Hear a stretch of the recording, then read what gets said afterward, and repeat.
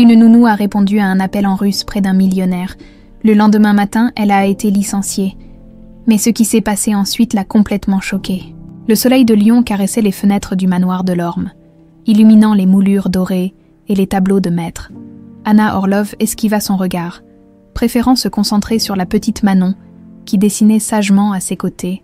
Dans cette imposante demeure, personne ne prêtait attention à la nounou discrète qui parlait doucement, avec un léger accent qu'elle s'efforçait de masquer jour après jour. « Regarde, Anna, c'est toi et moi dans le jardin », s'exclama Manon en lui tendant son dessin. Anna sourit, touchée par les traits maladroits qui représentaient 2 silhouettes sous un arbre. « C'est magnifique, ma puce. Tu as beaucoup de talent. » Des bruits de talons résonnèrent dans le couloir. Caroline Estevez de l'Orme apparut, vêtue d'un tailleur impeccable, son parfum hors de prix envahissant l'espace comme pour marquer son territoire. « Manon n'a pas encore terminé ses exercices de piano », lança-t-elle froidement, sans même un regard pour Anna. « Nous allions justement y aller, madame », répondit Anna en baissant les yeux, jouant à la perfection son rôle de domestique soumise. Caroline soupira avec agacement. « André reçoit des investisseurs ce soir.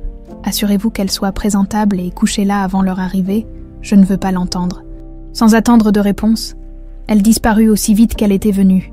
Manon serra la main d'Anna, comme pour la protéger de cette froideur. L'enfant n'avait que 6 ans, mais elle percevait déjà les tensions qui régnaient dans cette maison dorée. Ce soir-là, après avoir bordé Manon, Anna monta dans sa modeste chambre située sous les combles. Elle verrouilla la porte, tira les rideaux et s'assit devant le petit miroir de sa coiffeuse. Son visage se transforma alors, ses épaules se redressèrent, son regard devint perçant, celui d'une femme habituée à commander plutôt qu'à obéir. « Encore combien de temps ?» murmura-t-elle en russe, fixant son reflet. « Combien de temps à jouer les boniches ?» Elle sortit de sous son matelas un médaillon en or, qu'elle ouvrit délicatement. À l'intérieur, une photo, une jeune femme qui lui ressemblait étrangement. Aux côtés d'un homme élégant à Saint-Pétersbourg, Anna caressa le visage de sa sœur Sacha du bout des doigts. « Je te le promets, je la retrouverai. Ta fille sera bientôt avec moi, là où elle devrait être. » Les souvenirs l'assaillirent, comme chaque soir depuis 3 ans. Le palais Orlov à Moscou, les soirées mondaines où elle et Sacha évoluaient parmi l'élite russe, puis cette nuit fatidique, 6 ans plus tôt, quand son oncle Dimitri avait orchestré son coup, Anna avait échappé au massacre par miracle. Se trouvant à Paris pour ses études, Sacha, enceinte, avait fui en France. Avant de disparaître mystérieusement, 3 ans de recherche acharnée avaient mené Anna jusqu'ici, dans cette demeure lyonnaise. Après qu'une détective privée lui eut confirmé que sa nièce s'y trouvait, sans savoir comment l'enfant avait atterri chez les Delorme, Anna s'était fait embaucher comme nounou, déterminée à comprendre et, ultimement, à récupérer le seul membre de sa famille encore en vie. Sa chambre minuscule contrastait violemment avec les appartements qu'elle avait connus dans sa vie antérieure. Héritière de l'empire pétrolier Orlov, Anna avait grandi dans le luxe le plus absolu. Aujourd'hui, elle dormait sous les toits d'une maison qui n'était pas la sienne. Pour veiller sur une enfant qui lui appartenait mais ne la connaissait pas, le lendemain matin, alors qu'elle préparait le petit déjeuner de Manon, André Delorme fit une apparition inhabituelle dans la cuisine. Le maître des lieux descendait rarement à cette heure matinale, préférant prendre son café dans son bureau. « Mademoiselle Dupont », commença-t-il, utilisant le nom d'emprunt d'Anna. « Caroline m'informe que les progrès de Manon en piano sont insuffisants. » Anna serra les dents. « Monsieur, Manon fait de son mieux. Elle n'a que 6 ans. Ce n'est pas une excuse, à son âge. Caroline maîtrisait déjà Chopin. C'était un mensonge. Anna le savait. Caroline Estevez n'avait pas grandi dans un milieu privilégié. Ancienne interprète internationale, elle avait gravi les échelons sociaux à force d'ambition et de manipulation. Anna avait rassemblé suffisamment d'informations sur elle pour le savoir. André la toisa avec ce mélange de dédain et d'indifférence qu'il réservait au personnel. Doubler ses heures de pratique. « Bien, monsieur », acquiesça Anna, le regard baissé, masquant la haine qui bouillonnait en elle. Cet homme arrogant ignorait qu'elle avait étudié au conservatoire de Moscou avant que sa vie ne bascule. Il ignorait que sous ses vêtements simples et son attitude effacée se cachait une femme capable de diriger un empire qu'il côtoyait d'ailleurs dans ses affaires, sans savoir que la petite nounou en était la légitime héritière. Dans l'après-midi, alors qu'elle promenait Manon dans le jardin. La petite fille s'arrêta devant un parterre de fleurs. « Anna, pourquoi tu es triste parfois quand tu me regardes ?» La question prit Anna au dépourvu. « Je ne suis pas triste, ma chérie. Si, tes yeux deviennent comme ceux de maman quand elle regarde ses bijoux, tristes et brillants. » Anna s'agenouilla face à l'enfant. Cette petite fille avait les mêmes yeux verts émeraude que Sacha, le même sourire timide. Chaque jour passé avec elle était à la fois un bonheur et une torture. Parfois, tu me rappelles quelqu'un que j'aimais beaucoup et qui n'est plus là, avoua-t-elle doucement. Elle est au ciel. Oui, Manon, elle est au ciel, comme la maman de ma poupée russe. Anna se figea. Quelle poupée russe? Celle dans ma boîte à secrets? Maman ne sait pas que je l'ai. Elle était dans un coffre au grenier. Le cœur d'Anna s'emballa. Une matrioshka dans cette maison. Était-ce possible que Sacha ait laissé une trace de son passage ici? Tu me la montreras, demanda-t-elle, s'efforçant de contenir son émotion. Manon hocha la tête avec un air complice. Ce soir-là, après l'histoire du coucher, la petite fille sortit de sous son oreiller une minuscule matrioshka. Le bois peint était écaillé par endroits, mais Anna reconnut immédiatement le travail de l'artisan qui fournissait la famille Orlov depuis des générations. Ses mains tremblèrent en prenant l'objet. « Elle est très jolie », murmura-t-elle. « Regarde à l'intérieur », chuchota Manon, excitée. Anna ouvrit délicatement la poupée, à l'intérieur de la plus petite figurine. Un minuscule bout de papier était plié, le cœur battant. Elle le déplia pour découvrir, écrite en cyrillique, une seule phrase, « Protège notre trésor, S. S pour Sacha. Sa sœur avait été ici, dans cette maison, avec ses gens. Où as-tu trouvé ce coffre exactement, Manon ?» demanda Anna, la voix légèrement altérée. « Dans la petite chambre sous le toit, celle qui est toujours fermée à clé. Papa m'a grondé quand il m'a trouvée là-bas. Une pièce verrouillée, des secrets cachés. Sa sœur qui avait vécu ici, d'une façon ou d'une autre, Anna sentit son plan s'accélérer. Il ne s'agissait plus seulement de récupérer sa nièce, mais de découvrir ce qui était arrivé à Sacha, et pourquoi Caroline prétendait être la mère de Manon. Ce qui n'était qu'une hypothèse se transformait en certitude. Sa sobrina n'était pas simplement chez les Delorme, elle était leur fille, et Anna était déterminée à découvrir comment et pourquoi. La découverte de la matrioshka avait bouleversé Anna. Pendant les jours qui suivirent, elle observa les Delorme avec une attention redoublée. Cherchant le moindre indice sur la présence passée de sa sœur dans cette maison, chaque geste de Caroline envers Manon, chaque regard d'André sur l'enfant prenait désormais une signification différente. Ce matin-là, alors qu'Anna aidait Manon à s'habiller pour l'école, son téléphone vibra dans la poche de son tablier. Elle jeta un œil rapide à l'écran. Vadim. Son cœur fit un bond. L'ancien garde du corps de la famille Orlov ne l'appelait jamais pendant ses heures de travail, sauf urgence. « Je vais chercher ton cartable, ma puce. Termine de mettre tes chaussettes. D'accord. » Dans le couloir, Anna s'assura d'être seule avant de décrocher. « Pas maintenant, » chuchota-t-elle en français. « Je te rappelle plus tard. »« Niet, eto ne mojet jdat » répondit Vadim. « Non, ça ne peut pas attendre. » Vadim avait passé les 3 dernières années à traquer les documents falsifiés par Dimitri Orlov, d'anciens employés corrompus, des notaires achetés, des banquiers complices. Le réseau était vaste, mais Vadim était patient et méthodique. « Sluchei menia, Anna Nikolaevna » continua-t-il, utilisant son patronyme comme aux temps anciens. « Ya nachel ik, documenti, visi » Les mots résonnèrent dans son esprit. Je les ai trouvés, les documents, tous, au même moment. Des pas résonnèrent dans le couloir. André Delorme apparut, un dossier à la main. Anna, surprise, ne put masquer son changement d'attitude. Elle se tint plus droite. Son visage s'anima, ses yeux s'illuminèrent. « J'ai de cac » demanda-t-elle, oubliant momentanément qu'elle devait parler français. « Où ? Comment ?» André s'arrêta net, visiblement intrigué par cette transformation soudaine et par cette langue qu'il ne s'attendait pas à entendre dans la bouche de la nounou française. « V Bankovskoy Yachejkev Zurike, notarius skranil kopiu zaveszczanie, podlinoje zaveszczanie, on poniat. »« Što jego obmanuli » La voix de Vadim était excitée. Dans un coffre à Zurich, le notaire a conservé une copie du testament, le vrai testament. Il a compris qu'on l'avait trompé. Anna s'efforça de garder une expression neutre malgré l'euphorie qui l'envahissait, après toutes ces années, Enfin une preuve tangible que Dimitri avait falsifié le testament de ses parents pour s'approprier l'empire Orlov. « Et to pod tverj dayet vsio » demanda-t-elle, sa voix retrouvant naturellement l'autorité d'une femme habituée à diriger. Ça confirme tout. « Da, imperia Orlov poprejnemu tvoya, Anna Nikolaevna. » Oui, l'empire Orlov est toujours le tien. Anna Nikolaevna. André s'était immobilisé au milieu du couloir. Ne dissimulant plus son intérêt pour cette conversation, Anna croisa son regard et réalisa son erreur. Pendant quelques secondes cruciales, elle avait baissé sa garde, laissant entrevoir la véritable Anna Orlov. « Je vous rappellerai », dit-elle brusquement en français avant de raccrocher. Le silence qui suivit fut assourdissant. André la dévisageait avec une intensité nouvelle, comme s'il la voyait pour la première fois. « Mademoiselle Dupont », commença-t-il lentement, « je ne savais pas que vous parliez russe. » Anna composa rapidement un sourire gêné. « Oh, juste quelques mots.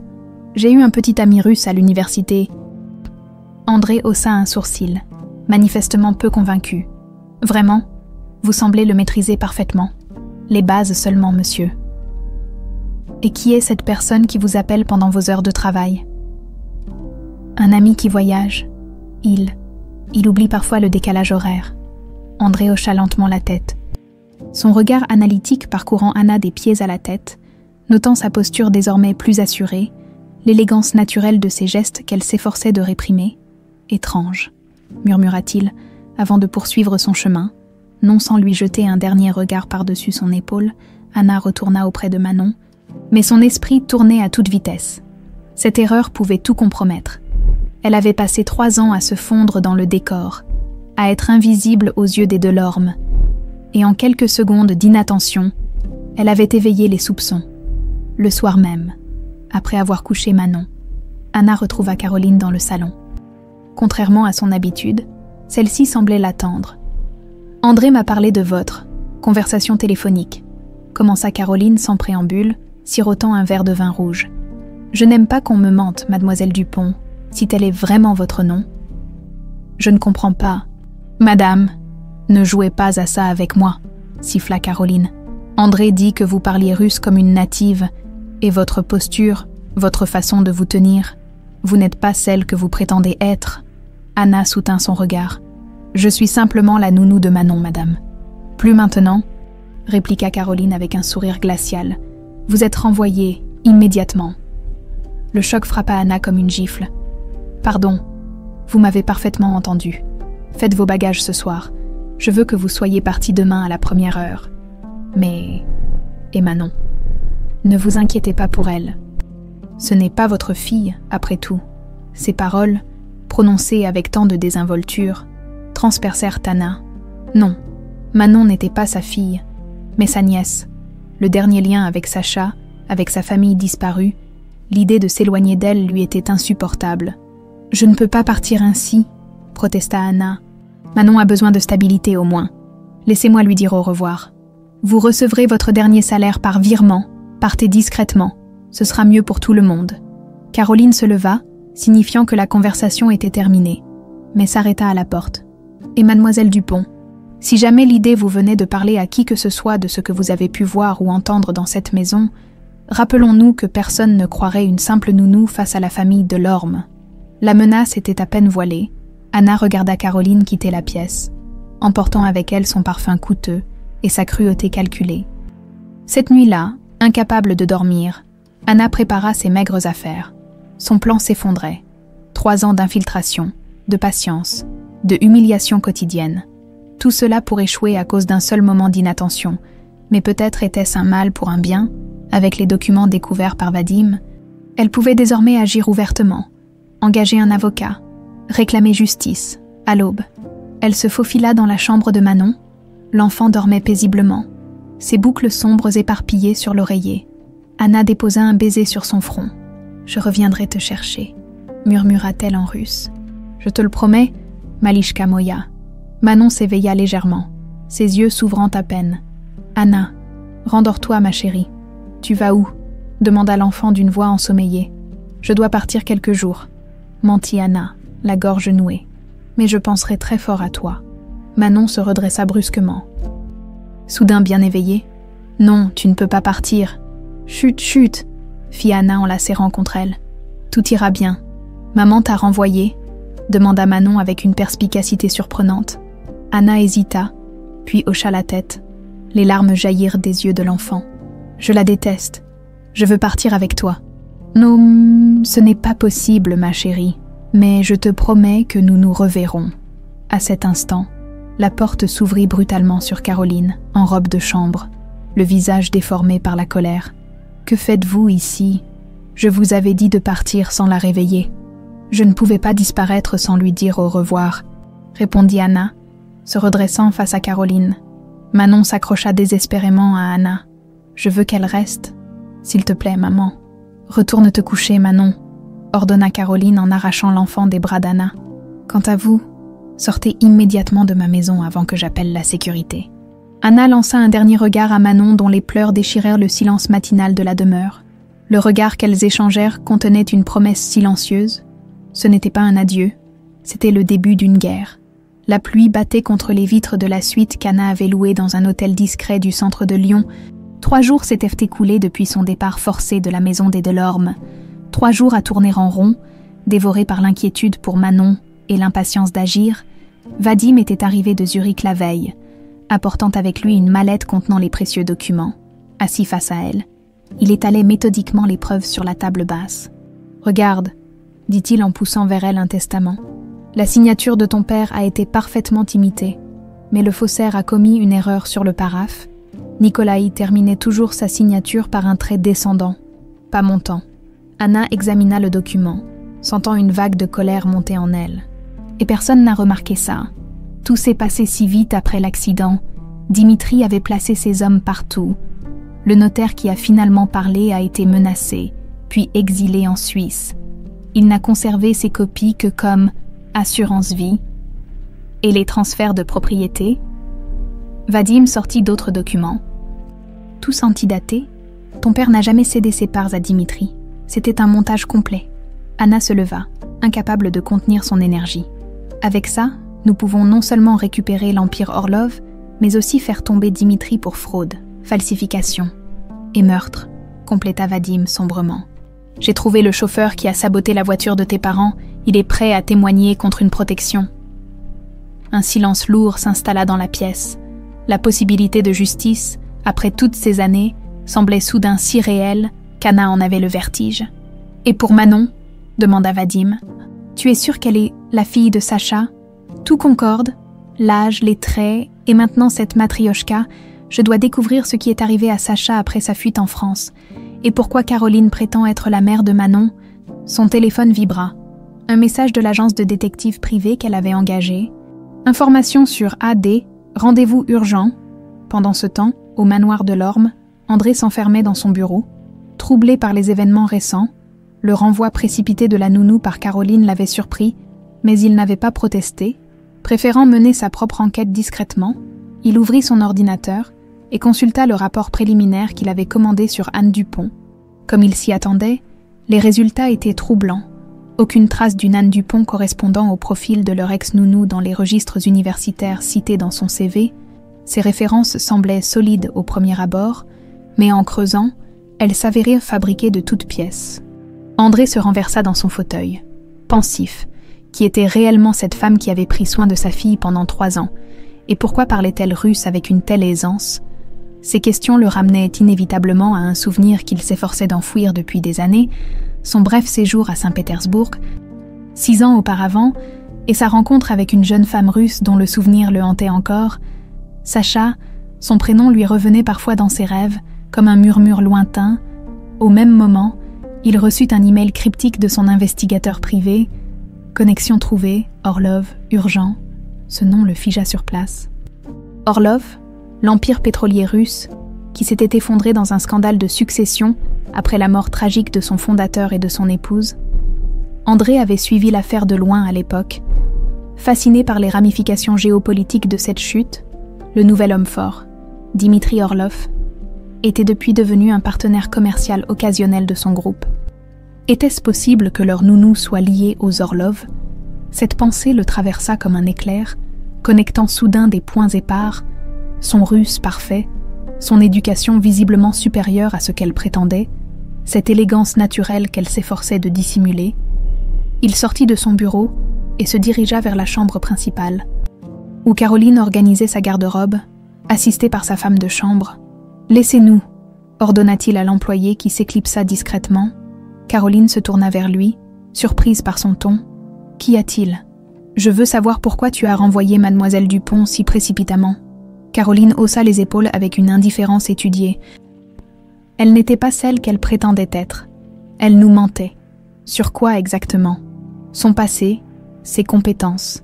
Quelle importance ? Je n'ai pas confiance en quelqu'un qui ment pour s'introduire chez nous. André l'observa attentivement. C'est étrange que tu t'en soucies soudainement. Après 3 ans. Que veux-tu dire ? Tu n'as jamais aimé cette femme, mais tu l'as tolérée pendant des années. Pourquoi ce revirement soudain ? Caroline se raidit imperceptiblement. Tu l'as entendue parler russe, non ? Qui sait ce qu'elle tramait ? Une espionne industrielle, peut-être ? Ou peut-être quelqu'un lié à la famille Orlov. Le verre que Caroline tenait lui échappa des mains, se brisant sur le parquet impeccable.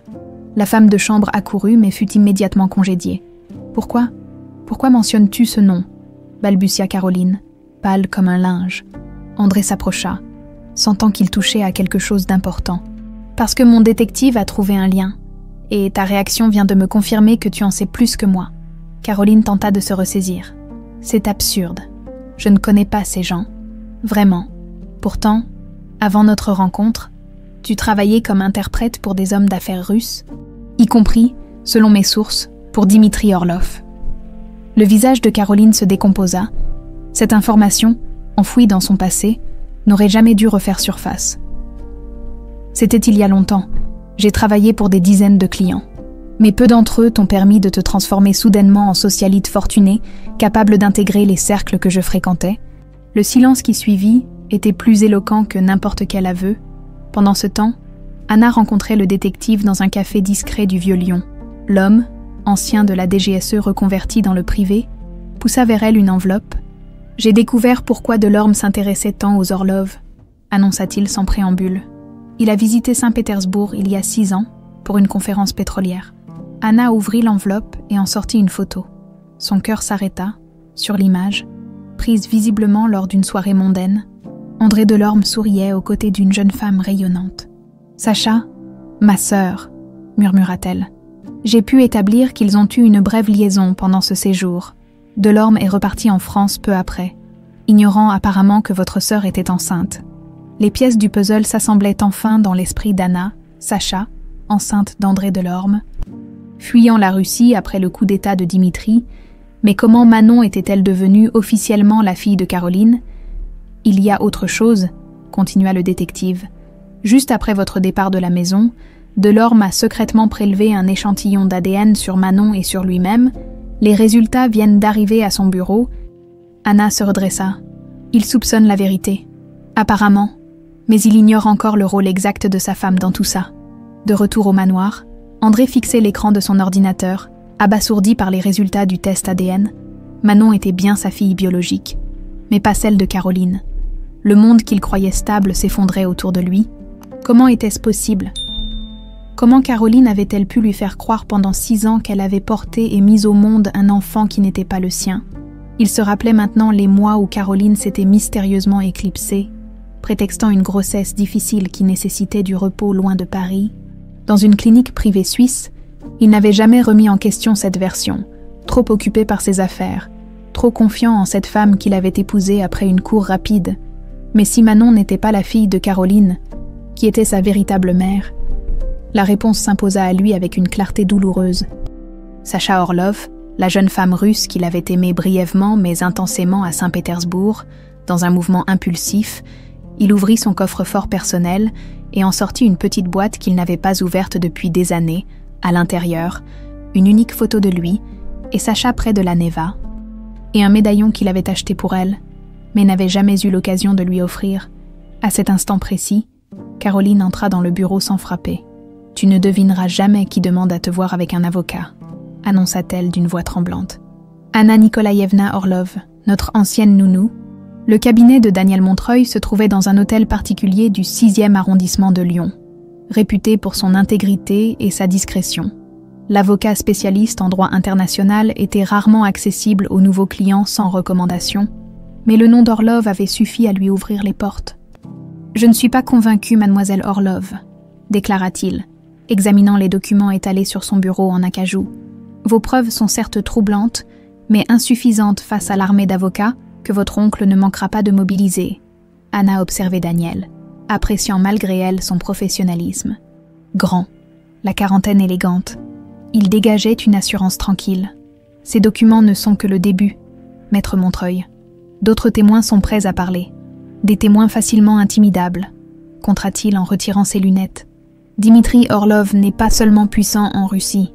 Son influence s'étend à travers l'Europe. C'est pourquoi j'ai besoin de vous. Votre réputation d'incorruptibilité vous précède. Daniel esquissa un sourire. La flatterie ne fonctionne pas avec moi, mademoiselle. Ce n'est pas de la flatterie, mais un fait. Vous avez tenu tête aux oligarques dans l'affaire Karanov. Personne d'autre n'aurait osé. L'avocat la considéra avec un intérêt nouveau. Cette femme n'était pas une héritière capricieuse, cherchant à récupérer sa fortune. Il y avait quelque chose de plus dans ses yeux, une détermination forgée par la souffrance. Admettons que je vous aide. Quel est votre objectif réel? La vengeance, la fortune, justice, répondit simplement Anna, et ma nièce. Elle lui raconta alors l'histoire de Manon, sa conviction que l'enfant était la fille de sa sœur décédée, et son infiltration chez les Delorme. C'est une accusation explosive, remarqua Daniel. Vous prétendez que Caroline Delorme aurait y volé un bébé? J'en suis convaincu, et André Delorme vient de découvrir que Manon est sa fille biologique, mais pas celle de sa femme. Daniel se leva, visiblement troublé par cette affaire qui dépassait le cadre habituel des disputes d'héritage. Très bien, j'accepte de vous représenter, mais à une condition, nous procédons dans la plus stricte légalité, pas de coups bas, pas de méthode douteuse. Anna acquiesça. C'est exactement ce que je veux. Dimitri a perverti le système. Je veux le battre avec ses propres armes, la loi. Au moment où ils scellèrent leur accord, le téléphone d'Anna vibra. Un message de son détective. Delorme accepte de vous rencontrer, seul, pendant ce temps.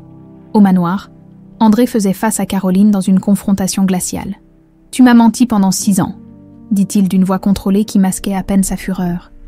Manon n'est pas ta fille, Caroline. Acculée, passa à l'offensive. Tu n'aurais jamais su la différence si tu n'avais pas fait ce stupide test. Qu'est-ce que ça change? Je l'ai élevée comme mienne. Ça change tout, explosa André. Tu m'as fait croire à une grossesse qui n'a jamais existé. Tu as prétendu porter mon enfant pendant des mois. Cette mascarade. Il s'interrompit, écœuré. D'où vient Manon? Qui est sa mère biologique? Caroline se tut, les lèvres pincées. C'est Sacha Orlov, n'est-ce pas? Insista André. Le visage de Caroline se décomposa. Comment? J'ai retrouvé la trace de Sacha jusqu'à Paris. Elle était enceinte quand elle a fui la Russie. 2 mois, elle a essayé de me contacter, n'est-ce pas? Et tu as intercepté ses messages. Caroline détourna le regard. Tu ne comprends pas. J'ai fait ça pour nous, pour notre avenir. Qu'est-il arrivé à Sacha? La voix d'André tremblait maintenant, craignant la réponse. Elle est morte en couche, murmura Caroline. À la clinique où je prétendais être. Des complications. Le médecin a été grassement payé pour arranger les papiers. André s'effondra dans un fauteuil, anéanti. Sacha était morte en donnant naissance à leur fille, tandis que lui ignorait tout. Manipulé par la femme qu'il avait épousée, et Anna Orlov, quel est son lien exact? La sœur de Sacha, la tante de Manon. Tout s'éclaircissait enfin. La nounou qui s'était attachée si naturellement à Manon, qui lui parlait parfois en russe quand elle croyait qu'on ne l'entendait pas. « Je vais la rencontrer », décida André, seul. Caroline bondit. « Non, tu ne peux pas. Dimitri Orlov m'a aidé à organiser tout ça. S'il apprend que les sœurs Orlov sont vivantes, que la lignée continue. » André la fixa avec un dégoût non dissimulé. « Tu as conspiré avec cet homme, le même qui a fait assassiner les parents de Sacha. » Caroline resta silencieuse, son silence valant tous les aveux. Le lendemain, dans un salon privé du Sofitel, Anna attendait, tendue. La porte s'ouvrit sur André Delorme.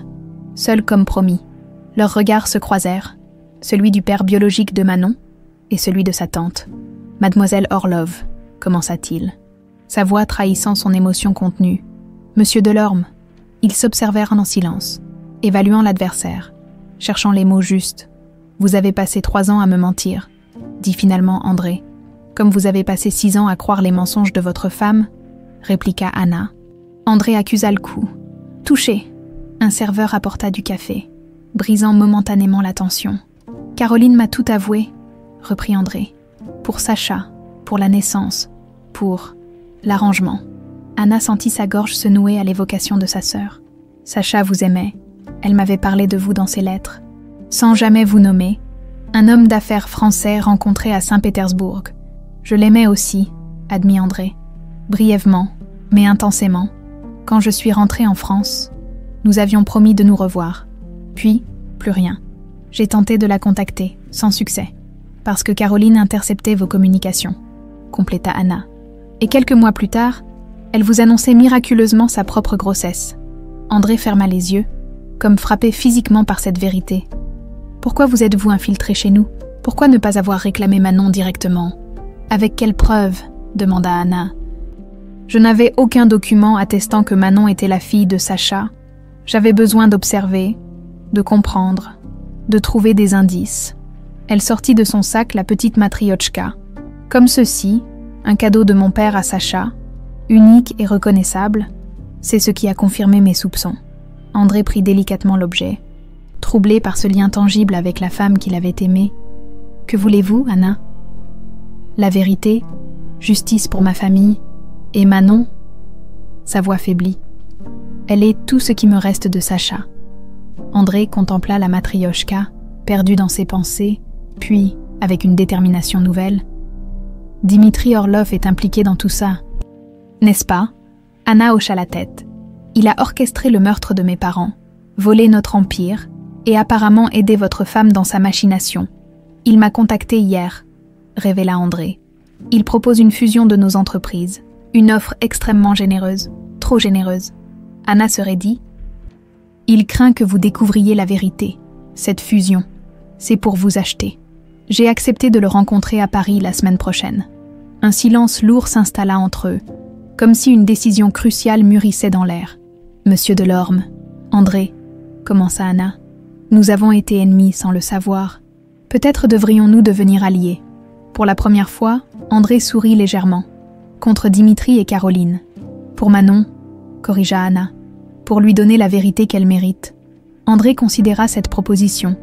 Observant cette femme qui avait consacré des années à retrouver sa nièce, « J'ai engagé un avocat, » poursuivit Anna, « Daniel Montreuil. Sa réputation d'intégrité est sans faille. Je le connais de réputation, » acquiesça André. Un excellent choix.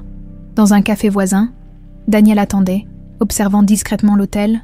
Quand Anna sortit, suivie quelques minutes plus tard par André Delorme, l'avocat remarqua immédiatement leur langage corporel. La glace était brisée. Anna le rejoignit, les joues légèrement rosies par l'émotion de cette rencontre. « Alors ?» demanda-t-il. « Nous avons un allié, » répondit-elle simplement. Daniel sourit. « Vous avez réussi à convaincre l'un des hommes d'affaires les plus durs de France en une seule rencontre. Je suis impressionnée. Ce n'est pas moi qui l'ai convaincu, » corrigea Anna. « C'est Sacha et Manon. » Daniel l'observa avec une admiration nouvelle. Cette femme qu'il avait d'abord prise pour une aristocrate revancharde révélait une profondeur et une humanité qui le touchaient. « J'ai quelque chose à vous montrer, » dit-il en sortant un dossier. Des informations sur les activités récentes de Dimitri Orlov en France. Il ne vient pas seulement pour rencontrer Delorme. Anna parcourut le document, son visage s'assombrissant. Il vient superviser un transfert d'actifs hors de Russie. Exactement. Il anticipe votre action en justice. Il vide les caisses.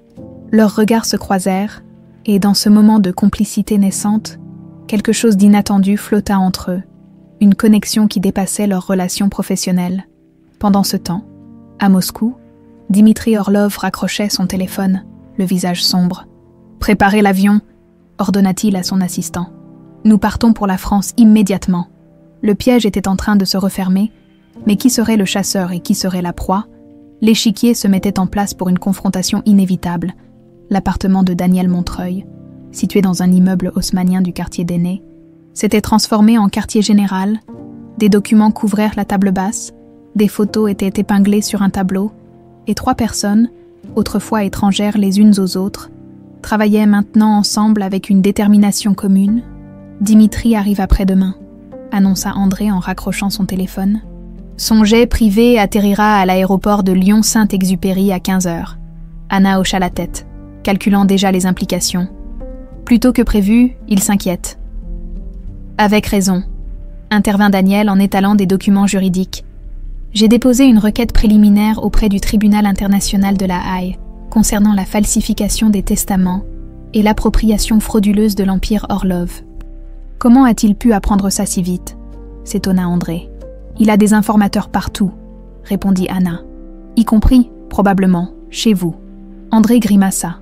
Conscient que sa propre femme était une alliée de Dimitri, Caroline était désormais confinée dans leur maison de campagne près de Beaujolais, officiellement pour une retraite spirituelle, en réalité pour l'empêcher de nuire pendant qu'ils préparaient leur offensive. « J'ai quelque chose », annonça Vadim en entrant dans l'appartement. L'ancien garde du corps déposa une enveloppe sur la table. « Les relevés bancaires de Caroline Estevez avant votre mariage ?» André s'en saisit avec appréhension. « Comment les avez-vous obtenus ?»« Légalement », intervint Daniel, voyant l'inquiétude dans les yeux d'André. « Nous avons demandé ces documents dans le cadre de l'enquête sur la falsification d'état civil de Manon. Les relevés montraient des virements substantiels arrivant sur le compte de Caroline 6 ans auparavant. En provenance d'une société écran basée à Chypre, la même structure que Dimitri utilise pour ses transferts discrets, nota Anna. Le premier versement date de 3 jours après la mort de Sacha, murmura André, son visage se durcissant. Elle a été payée pour voler mon propre enfant. Un silence lourd s'installa dans la pièce. Chacun absorbant l'horreur de cette machination. Nous devons être prudents, reprit Daniel. Dimitri ne viendra pas seul. Il aura des hommes, des avocats, et probablement des contacts au sein des autorités françaises. C'est pourquoi nous devons agir en public, affirma Anna. La gala de charité que vous organisez chaque année... André, c'est dans une semaine, n'est-ce pas ? André la regarda surpris. Vous voulez confronter Dimitri lors de mon gala ? C'est parfait, confirma Anna. Toute la haute société lyonnaise sera présente, ainsi que la presse. Dimitri ne pourra pas agir ouvertement dans un tel contexte. Daniel se leva. Préoccupé, c'est risqué, très risqué. Anna s'approcha de lui, déterminée, mais nécessaire. Dimitri prospère dans l'ombre. La lumière est son pire ennemi. Leurs regards se croisèrent, et Daniel fut frappé par le courage de cette femme qui avait tout perdu, mais refusait de se soumettre. Ces derniers jours à travailler ensemble avaient créé entre eux un lien qu'ils n'avaient pas anticipé. « D'accord », céda-t-il, « mais nous devons tout planifier dans les moindres détails. » Pendant ce temps, au manoir de l'Orme, Manon dessinait dans sa chambre, sous la surveillance d'une nouvelle gouvernante. L'enfant avait été profondément affectée par le départ d'Anna, devenant plus renfermée, plus observatrice aussi. Dans l'intimité de son petit monde, elle créait des dessins que personne ne comprenait vraiment.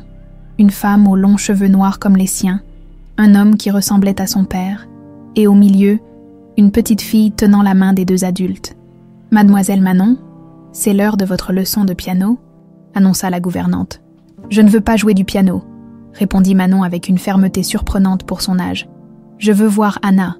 Vous savez bien que ce n'est pas possible, votre mère. »« Elle n'est pas ma mère », coupa Manon, répétant des mots entendus à travers les portes fermées. Dans ces conversations d'adultes qu'on croyait hors de sa portée, la gouvernante pâlit. « Ne dites pas de telles choses, mademoiselle. Ce n'est pas convenable. » Manon la fixa avec des yeux trop sages pour son âge. Papa a dit que maman était partie se reposer parce qu'elle était très fatiguée. Mais j'ai entendu qu'il l'avait envoyée loin, parce qu'elle avait fait quelque chose de mal. La gouvernante changea rapidement de sujet. Mais le mal était fait. Manon, malgré son jeune âge, sentait que son monde était en train de changer, que des secrets se cachaient derrière les sourires forcés des adultes. Dans un hôtel de luxe à Paris, Dimitri Orlov consultait les dossiers préparés par ses informateurs. La résurrection d'Anna Nikolaïevna le contrariait profondément. Il la croyait morte depuis longtemps, victime d'un accident comme le reste de sa famille. Alors elle jouait à la nounou, marmonna-t-il en contemplant les photos de surveillance montrant Anna quittant le manoir de l'Orme avec sa valise. Astucieux, son assistant se tenait respectueusement à distance. Que faisons-nous pour l'enfant, monsieur ?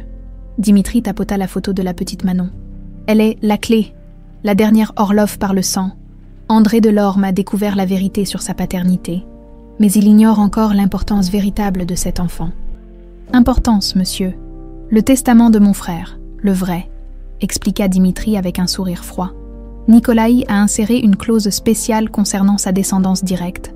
Si une héritière légitime existe et atteint l'âge de la majorité, elle hérite de tout, supplantant même ses sœurs. L'assistant comprit l'implication. Donc, même si Anna prouve la falsification, exactement, tant que je contrôle l'enfant, je contrôle l'empire. Caroline a fait le travail parfaitement pendant 6 ans. Mais maintenant, il secoua la tête, agacé.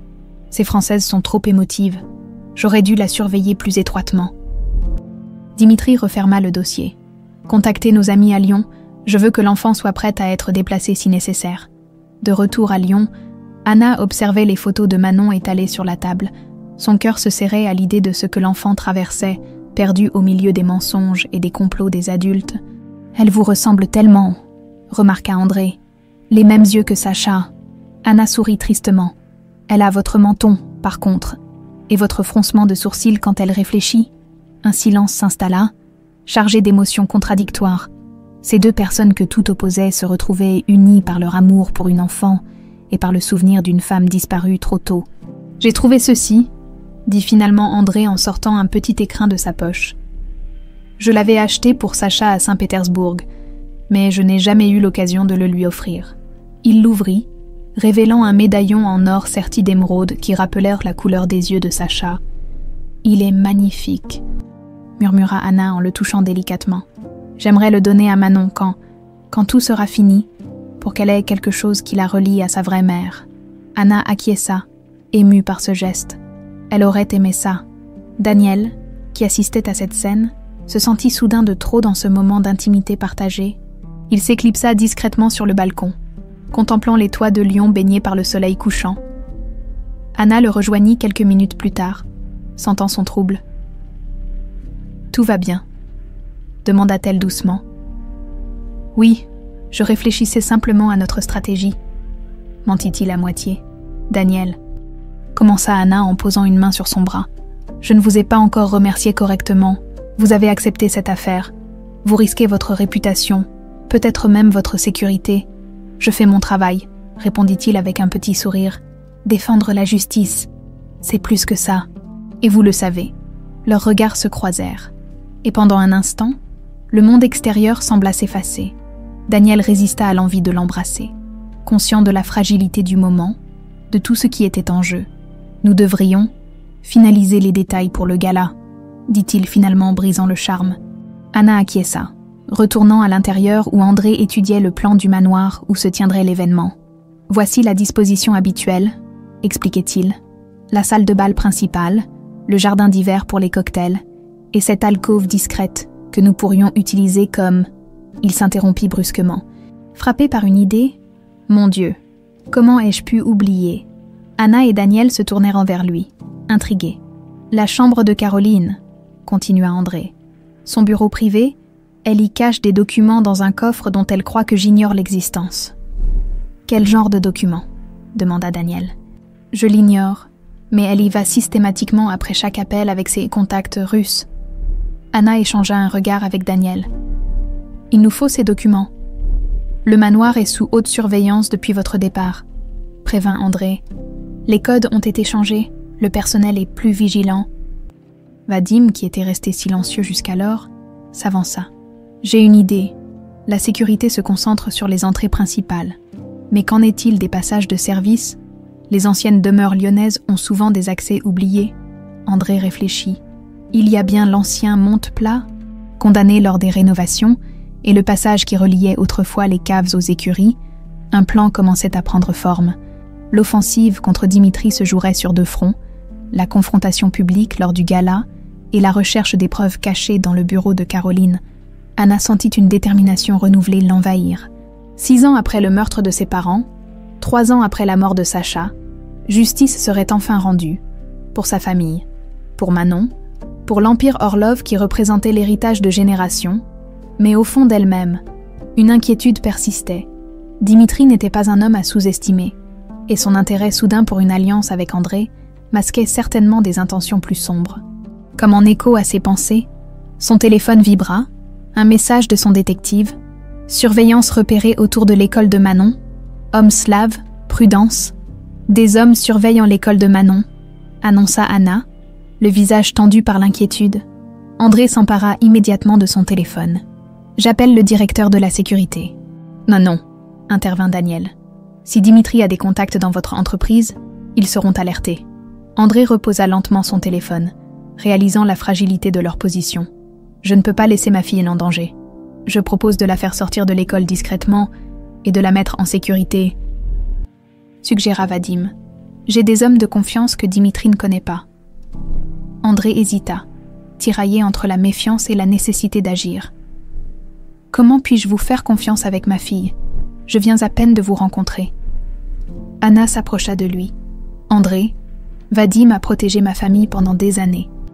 Il a risqué sa vie pour retrouver les preuves contre Dimitri. S'il y a une personne à qui je confierais la vie de Manon, c'est lui. Après un moment de réflexion, André acquiesça. D'accord, mais je veux être tenu informé de chaque mouvement. Pendant que Vadim organisait l'extraction discrète de Manon, André retourna au manoir pour éviter d'éveiller les soupçons. L'absence prolongée du maître des lieux aurait pu alerter les informateurs de Dimitri. En pénétrant dans le grand hall, il fut accueilli par une surprise désagréable. Caroline était de retour, élégante et composée, comme si rien ne s'était passé. « Bonjour, chérie », dit-elle avec un sourire calculé. « Tu sembles surpris de me voir. » André masqua son trouble. « Tu étais censé rester à Beaujolais jusqu'à la fin de la semaine. » Cette retraite était terriblement ennuyeuse. Elle s'approcha pour l'embrasser, mais il se détourna subtilement. « Quelque chose ne va pas. Je me demande juste comment tu as pu quitter la propriété. J'avais demandé à la sécurité de s'assurer que tu te reposes, sans interruption. » Caroline haussa les épaules avec une nonchalance étudiée. « Tu oublies que j'ai mes propres relations. Ton personnel n'est pas infaillible. » Cette remarque confirma ce qu'André soupçonnait. Caroline avait ses propres réseaux, indépendants des siens. « Où est Manon ? » ?»« À l'école, bien sûr. Où veux-tu qu'elle soit ? » André consulta sa montre. « Je vais la chercher. »« Ne te dérange pas, » répondit Caroline en agitant la main. « J'ai envoyé Philippe. » Le sang d'André se glaça. Philippe était le chauffeur personnel de Caroline. « Pourquoi as-tu fait ça sans me consulter ? » « Vraiment, André, tu me relègues dans notre maison de campagne sans explication. Et tu t'étonnes que je prenne des initiatives concernant notre fille ? » L'emploi du possessif hérissa André. Cette femme qui avait volé l'enfant de Sacha osait encore prétendre être sa mère. Philippe n'est pas autorisé à récupérer Manon sans mon accord explicite. Caroline plissa les yeux. Qu'est-ce qui se passe exactement, André ? Tu as changé, Seth. Nounou t'a mis des idées en tête, n'est-ce pas ? André décida de jouer carte sur table. Je sais tout, Caroline. Pour Sacha Orlov, pour Manon, pour ton arrangement avec Dimitri. Au lieu de nier ou de s'effondrer, Caroline le surprit par son calme. Et maintenant, quoi ? Tu vas me jeter dehors, me traîner en justice, me prendre Manon ? Tu n'as aucun droit sur elle. Tu n'es pas sa mère. Je l'ai élevée pendant 6 ans, s'écria Caroline, abandonnant son masque de sérénité. J'ai été là pour chaque fièvre, chaque cauchemar, chaque premier pas. Qu'as-tu fait, toi ? Tu étais trop occupée par tes affaires pour t'apercevoir que ta précieuse fille n'avait même pas tes traits. Cette vérité frappa André comme un coup physique. Il avait été aveugle, trop absorbé par son empire financier pour remarquer l'évidence. « Rien ne justifie ce que tu as fait, » répondit-il néanmoins. « Tu as laissé mourir une femme enceinte sans assistance. Tu as volé son bébé. Tu m'as menti pendant des années. »« Je n'ai laissé mourir personne, » protesta Caroline. « Sacha est arrivée à la clinique déjà mourante. Hémorragie interne. Les médecins n'ont rien pu faire, sauf sauver l'enfant. Et pourquoi était-elle dans cette clinique isolée, sans famille pour la soutenir ? Pourquoi pas dans un hôpital parisien avec des spécialistes ? » Caroline se tut, sachant que la réponse l'incriminerait davantage. « Dimitri l'a retrouvée, n'est-ce pas ? » poursuivit André. « Il l'a traquée jusqu'en France. Et toi, tu travaillais pour lui comme traductrice. Tu as intercepté ses tentatives de me contacter. » Le silence de Caroline était éloquent. André sortit son téléphone. « Je vais appeler l'école. Si Philippe a tenté de prendre Manon, il est trop tard, » l'interrompit Caroline avec un sourire froid. « À l'heure qu'il est, ils sont déjà en route pour rejoindre Dimitri. » André sentit son cœur s'arrêter. « Qu'est-ce que tu as fait ? J'ai sauvé notre vie. » « André, Dimitri Orlov n'est pas un homme qu'on trahit. Il sait pour ton petit complot avec Anna. Il sait pour l'avocat. Il sait tout. » La panique submergea André, qui composa frénétiquement le numéro de Vadim, après quelques sonneries interminables. « Nous l'avons », annonça simplement la voix grave de Vadim. « Elle est en sécurité. » Le soulagement inonda André, qui raccrocha sans un mot de plus, conscient que Caroline écoutait. « Tu as l'air déçu », remarqua-t-il en observant le visage défait de sa femme. « Ton plan a échoué. » Caroline recula, soudain inquiète. « De quoi parles-tu ? Manon est avec moi. » « Pas avec ton chauffeur. Dimitri va être furieux, non. » La peur traversa le regard de Caroline. « Tu ne comprends pas. Il va tous nous tuer. Il ne laissera pas une Orlov vivante héritée de l'Empire. » « Une Orlov ?» André fronça les sourcils. « Tu parles d'Anna. »« Je parle de Manon, » s'écria Caroline. « Pourquoi crois-tu que Dimitri était si désireux de nous aider à l'époque ? Cet enfant est une Orlov par sa mère. Le testament de Nikolai Orlov contient une clause spéciale pour sa descendance directe. Si Manon atteint l'âge adulte et réclame son héritage, elle récupère tout, même avant ses tantes. » Cette révélation frappa André de plein fouet.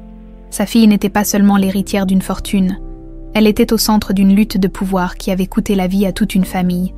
Où sont ces documents, ceux que tu caches dans ton bureau privé ? Caroline pâlit. Comment sais-tu ? 6 ans de mensonges m'ont appris à être observateur. Où sont-ils ? Tu n'y auras jamais accès, répondit Caroline en retrouvant son assurance. Ils sont ma police d'assurance. André s'avança vers elle, menaçant. Tu vas me donner la combinaison de ce coffre, ou je te jure que... Son téléphone sonna. L'interrompant, c'était Daniel. Dimitri vient d'atterrir, annonça l'avocat sans préambule. Mais il n'est pas venu seul. Le procureur régional l'accompagne. Le procureur, pourquoi ? Il a déposé une plainte contre Anna pour usurpation d'identité et tentative d'extorsion. La police la cherche. Pendant ce temps, dans un petit appartement sécurisé de la Croix-Rousse, Anna découvrait enfin sa nièce. Manon, assise sur un canapé, regardait cette femme qu'elle avait connue comme sa nounou, avec un mélange de confusion et de joie. « Anna !» s'écria l'enfant en se jetant dans ses bras. « Tu es revenue. » Anna la serra contre elle, luttant contre les larmes. « Oui, ma chérie, je suis là. Pourquoi tu pleures ?» demanda Manon en touchant sa joue. « Parce que je suis heureuse de te voir », répondit Anna avec un sourire tremblant. « L'homme gentil a dit que tu es ma tante, c'est vrai. » Anna jeta un regard surpris à Vadim, qui haussa les épaules. Elle a posé des questions. Je n'ai pas voulu mentir, se tournant vers Manon. Anna acquiesça. « Oui, c'est vrai. Je suis la sœur de ta maman. Mais Caroline est ma maman, » répondit Manon, perplexe. « C'est compliqué. Ma puce. Ta vraie maman s'appelait Sacha. Elle était ma sœur. Elle t'aimait très fort, mais elle est partie au ciel quand tu étais encore un bébé. » Manon absorba cette information avec une maturité surprenante pour son âge. « C'est pour ça que tu me regardes toujours avec des yeux tristes. » Anna hocha la tête, incapable de parler. « Et papa ? Il est mon vrai papa. »« Oui, André est ton vrai papa. Il t'aime beaucoup. » Manon sembla soulagée. Puis, avec la logique simple des enfants, « Alors tu vas être ma nouvelle maman maintenant ?» Cette question innocente figea Anna. « Non, ma chérie, je suis ta tante. Je serai toujours là pour toi, mais... » Le téléphone d'Anna vibra. C'était Daniel. « N'utilise plus ton téléphone, » l'avertit-il. « Dimitri a obtenu un mandat contre toi. Change d'endroit immédiatement. » Anna raccrocha, le visage sombre. La traque commençait. La maison de campagne de Daniel, nichée dans les monts du Lyonnais, offrait une vue imprenable sur la vallée. C'est là qu'Anna et Manon avaient trouvé refuge, à l'abri des recherches orchestrées par Dimitri. 3 jours s'étaient écoulés depuis l'appel alarmant de Daniel, 3 jours de préparatifs fébriles. Le soleil déclinait lorsque la voiture d'André franchit le portail. Il avait pris soin de semer d'éventuels suiveurs. Changeant plusieurs fois d'itinéraire et de véhicule, « Papa !» s'écria Manon en se précipitant vers lui dès qu'il franchit la porte. André la souleva dans ses bras, la serrant plus fort qu'à l'accoutumée. Ces derniers jours l'avaient transformée, comme si la découverte de la vérité l'avait libérée d'un poids invisible et ravivé sa capacité d'aimer. « Ah, comment va ma princesse ?» demanda-t-il en embrassant son front. « Tante Anna m'a appris des mots en russe », annonça fièrement Manon. « Zdravstvoit veut dire bonjour, et spasibo veut dire merci. » André sourit, touchée par cette connexion naissante entre l'enfant et son héritage maternel. « C'est très bien. Ma chérie, tu pourras bientôt parler avec ta tante dans sa langue. » Daniel apparut, l'air préoccupé. « Des nouvelles. » André hocha gravement la tête. Dimitri a étendu son influence. Le mandat contre Anna a été validé par le juge d'instruction et le gala de demain. Il hésita, jetant un regard vers Manon. Comprenant, Daniel s'adressa doucement à l'enfant. « Manon, pourrais-tu aller aider Vadim à préparer le goûter ? Je crois qu'il avait besoin d'une assistante pour les cookies. » Une fois l'enfant parti, André poursuivit. « Le gala est maintenu, mais la sécurité a été renforcée à la demande du préfet.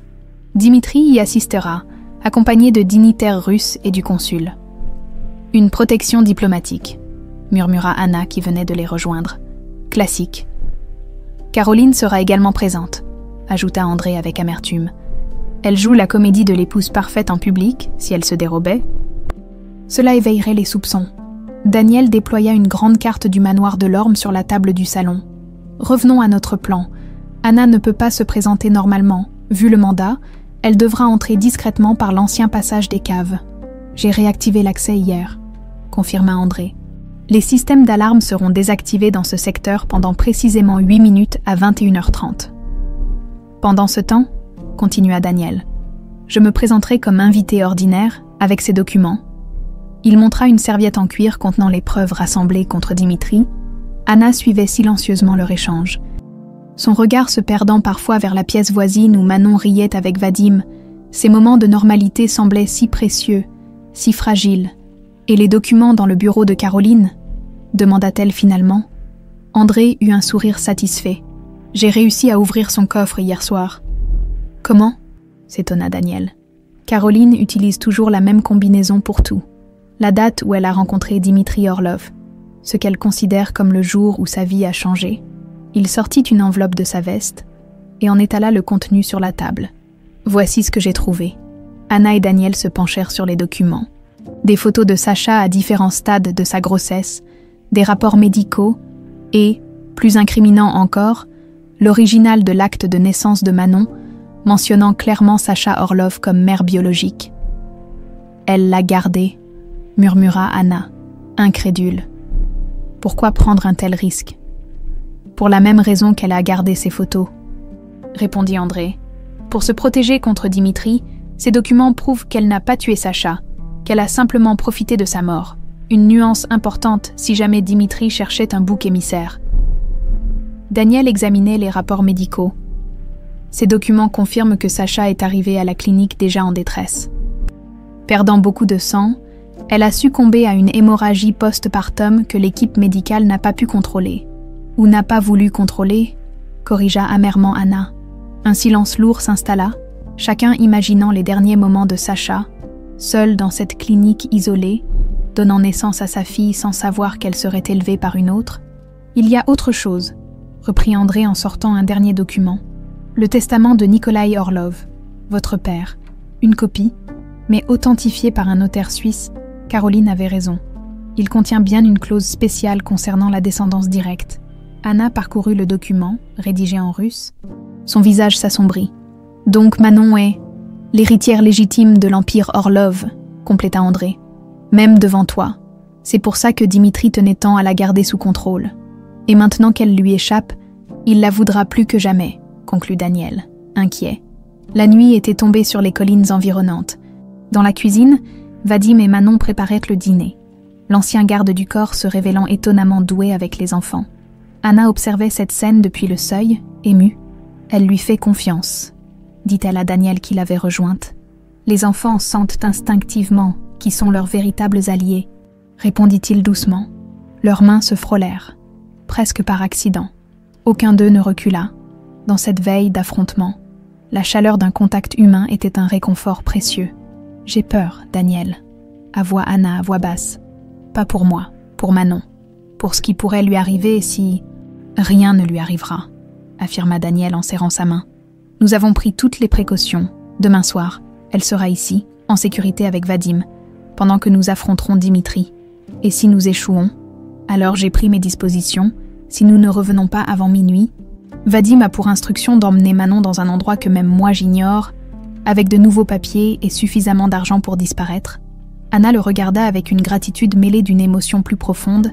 Cet homme qu'elle connaissait depuis si peu de temps était devenu un pilier dans sa vie chaotique. « Merci », murmura-t-elle, « pour tout. » Plus tard cette nuit-là, alors que la maison dormait, Manon se réveilla en sursaut.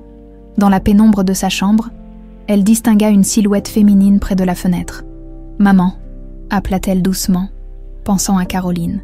La silhouette se tourna et s'approcha. Ce n'était pas Caroline, ni Anna, mais une femme que Manon n'avait jamais vue, sauf en photo. Elle portait une robe blanche légère et souriait avec une tendresse infinie. « Ma petite fille », murmura la femme en russe. « Comme tu as grandi, qui êtes-vous » demanda Manon, curieusement pas effrayée. « Quelqu'un qui t'aime très fort », répondit la femme en caressant sa joue d'une main qui semblait faite de lumière. « Je suis venue te dire que tout ira bien. Tu es forte, comme ton père, et sage, comme notre lignée. N'aie pas peur des jours à venir. » Manon tendit la main pour toucher la visiteuse. Mais ses doigts ne rencontrèrent que l'air frais de la nuit. « Vous êtes ma vraie maman, celle qui est au ciel. » La femme sourit, ses yeux brillants de larmes et d'amour. « Je suis toujours avec toi, Malishka, toujours. » Au matin, quand Anna vint réveiller Manon, elle trouva l'enfant paisiblement endormi. Serrant contre elle la petite matrioshka. « Tante Anna » murmura Manon en s'éveillant. « J'ai vu maman cette nuit. » Anna se figea. « Caroline est venue ici ?»« Non, ma vraie maman. Celle qui est au ciel. Elle avait les mêmes yeux que toi. Elle a dit que tout irait bien. » Un frisson parcourut l'échine d'Anna. Un rêve, bien sûr. Un simple rêve d'enfant. Pourtant, la sérénité dans les yeux de Manon était troublante. Ce même matin, à Lyon, Dimitri Orlov convoquait ses hommes dans sa suite du Sofitel. « Je veux que tout soit parfait pour ce soir », ordonna-t-il. « Delorme ne soupçonne rien de nos intentions véritables. La fusion n'est qu'un prétexte. » Son assistant acquiesça. « Et pour la fille, nos hommes sont toujours sans nouvelles. »« Elle réapparaîtra », affirma Dimitri avec une certitude glaciale. « Ils ont besoin d'elle pour leur petit plan, quoi qu'il soit. Et quand elle surgira, il fit un geste explicite de la main. « Et Anna Nikolaïevna, la police la recherche activement. Si elle est aussi téméraire que sa mère, elle se montrera au gala. C'est dans le sang des femmes Orlov. Théâtrale jusqu'au bout. » Dimitri sourit en contemplant la ville par la fenêtre. Tout se déroulait selon ses prévisions. Bientôt, les derniers obstacles à son contrôle total de l'empire Orlov seraient éliminés. La petite Manon, sa petite nièce, serait sous sa tutelle, garantissant la légitimité de son pouvoir. Quant à Anna, son sourire s'élargit. Cette fois, il s'assurerait personnellement qu'elle rejoigne le reste de sa famille. Le manoir de Lorme resplendissait sous les lumières du gala de charité. Voitures de luxe et limousines défilaient dans l'allée principale, déversant l'élite lyonnaise et internationale venue participer à l'événement caritatif le plus prisé de la saison. Cette année, l'affluence était particulièrement remarquable. Alimentée par les rumeurs d'une importante fusion entre le groupe de Lorme et les intérêts russes représentés par Dimitri Orlov, André accueillait ses invités avec le sourire forcé d'un acteur consommé. Dans son smoking impeccable, rien ne trahissait la tempête qui faisait rage en lui.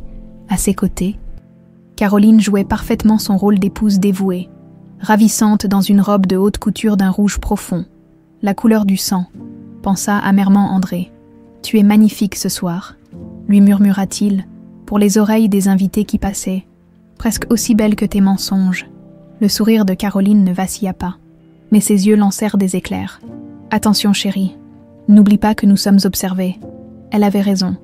Parmi les invités qui circulaient dans le hall d'entrée, plusieurs hommes à l'allure slave et au regard vigilant se distinguaient par leur posture rigide. Les hommes de Dimitri.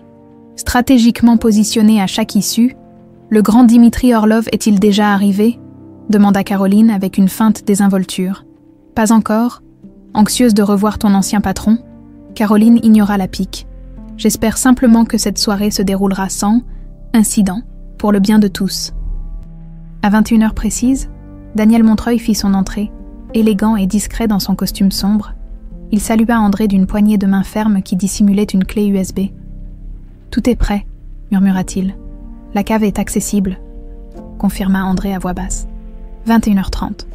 Dehors, la nuit était tombée sur Lyon.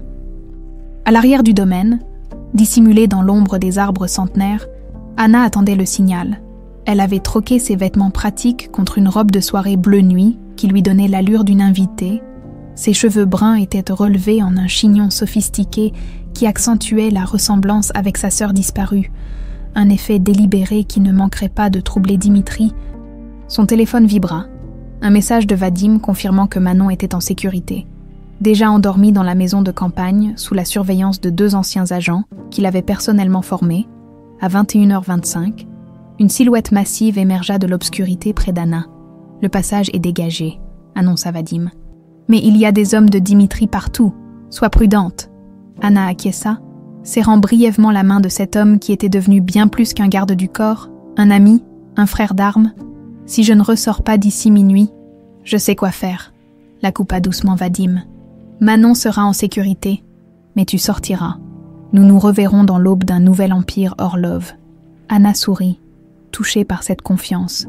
Puis, après un dernier regard vers la demeure illuminée, elle s'engagea dans l'étroit passage qui menait aux anciennes caves du manoir, dans le grand salon transformé en salle de réception. L'orchestre jouait une valse discrète, tandis que les invités sirotèrent du champagne millésimé. Dimitri Orlov venait de faire son entrée, accompagné d'une escorte impressionnante. Assistants, gardes du corps et, plus inquiétant encore, le procureur régional qui avait signé le mandat contre Anna. André s'avança pour l'accueillir, masquant sa répulsion sous un sourire commercial. « Monsieur Orlov, quel honneur de vous recevoir chez moi. » Dimitri, massif et imposant dans son costume sur mesure, serra la main tendue avec une force calculée. « Le plaisir est partagé. » Delorme. « J'ai hâte que nous finalisions notre arrangement. » Son regard balaya la salle, méthodique, cherchant visiblement une personne en particulier. « Votre charmante fille n'est pas présente ce soir. » La question, posée avec une fausse désinvolture, confirma les craintes d'André. Dimitri était venu pour Manon. Malheureusement, elle est souffrante. Une légère fièvre. Rien de grave. Mais vous savez comment sont les enfants. Dommage, répondit Dimitri avec un sourire qui n'atteignait pas ses yeux. J'aurais aimé la rencontrer. On dit qu'elle a des yeux. Remarquables. L'allusion aux yeux verts caractéristiques des Orlov était à peine voilée. André sentit un frisson lui parcourir l'échine, mais maintint son masque de cordialité. Une autre fois, peut-être, si vous voulez bien me suivre, j'aimerais vous présenter quelques personnes avant notre annonce officielle. Pendant ce temps, Anna progressait dans les entrailles du manoir. Le passage secret débouchait dans une petite cave à vin désaffectée. Exactement comme André l'avait décrit, de là, un escalier de service menait aux étages. En suivant précisément l'itinéraire mémorisé, elle pourrait atteindre la galerie supérieure du grand salon sans être repérée. Au moment où elle atteignait le premier étage, des voix se firent entendre dans le couloir adjacent. Anna se figea, retenant son souffle. 2 hommes parlaient en russe, des agents de Dimitri. « Le patron est nerveux », disait l'un d'eux. « Il veut qu'on vérifie tous les passages, toutes les entrées. Tu crois vraiment qu'elle oserait venir ?» répondit l'autre, avec un mandat sur sa tête. Les Orlov ont toujours été téméraires. C'est ce qui les a perdus. Les pas s'éloignèrent, et Anna relâcha sa respiration. La voie était libre, mais le temps pressait. Les hommes de Dimitri commençaient déjà à fouiller le manoir. Dans le grand salon, André avait pris place sur l'estrade aux côtés de Dimitri. Le moment de l'annonce officielle approchait. Caroline, postée au premier rang, observait la scène avec une tension palpable. Elle savait que quelque chose se préparait, mais restait dans l'ignorance du plan complet.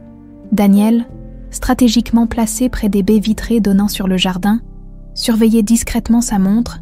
21h45, Anna devrait déjà être en position. André s'éclaircit la voix et s'approcha du micro. « Chers amis, chers partenaires, je vous remercie d'être venus si nombreux ce soir pour soutenir notre fondation pour l'enfance. » Des applaudissements polis résonnèrent dans la salle. « Cette soirée est particulière à plus d'un titre, » poursuivit André. « Non seulement parce qu'elle marque le 10e anniversaire de notre action caritative, mais aussi parce qu'elle coïncide avec une annonce importante concernant l'avenir du groupe Delorme. » Il fit une pause théâtrale, laissant monter la tension. Dimitri, à ses côtés, affichait un sourire satisfait.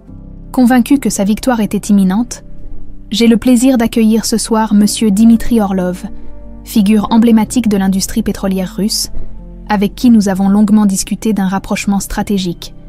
Nouveaux applaudissements, les flashs des photographes crépitèrent. Cependant, avant de procéder à cette annonce, j'aimerais accueillir une invitée spéciale, dont la présence ce soir éclairera notre décision sous un jour nouveau. Dimitri se raidit imperceptiblement, son sourire figé sur son visage, tandis que ses yeux scrutaient la salle avec méfiance. Mesdames et messieurs, j'ai l'honneur de vous présenter Anna Nikolaïevna Orlov, héritière légitime de l'Empire Orlov. Un murmure stupéfait parcourut l'assemblée. Tous les regards se tournèrent vers le grand escalier, où Anna venait d'apparaître, majestueuse dans sa robe bleu nuit, le port altier rappelant irrésistiblement l'aristocratie russe d'antan. Le visage de Dimitri se décomposa.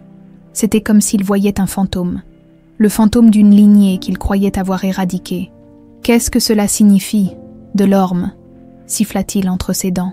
« La vérité, Dimitri » répondit calmement André. « Simplement la vérité. » Anna descendit lentement l'escalier.